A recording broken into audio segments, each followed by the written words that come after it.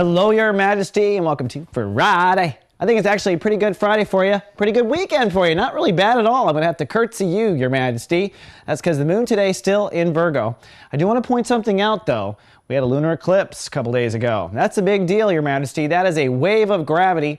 And if you walk back and watch Wednesday's horoscope, you'll hear me say to look out for that tidal wave of gravity that will hit you, because it will hit you. And what it's trying to do for Leos is help you to identify your true value. All right? That's a deep topic. Now, here's the weird paradox of Leos. You all think you are the universe's gift from Goddess, right? You all think that. But in the moment, are you really thinking that? When it really comes down to you raising your hand in class, or approaching the hot girl, or all these things, are you really walking your price? Most Leos I know, they're not.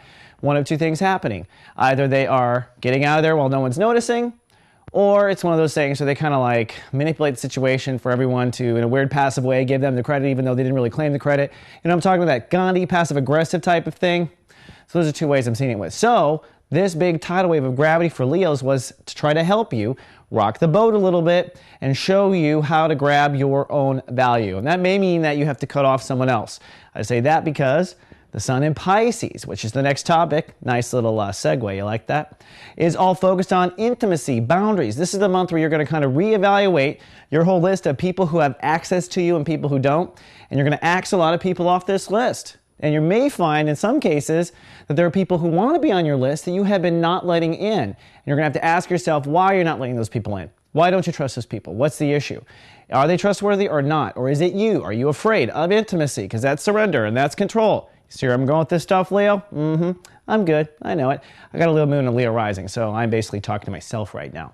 Now, moving around the zodiac, Mercury is actually saying that when it comes to relationships, you're probably going to have the strength to make that decision in the next couple of days. So go ahead and make that decision.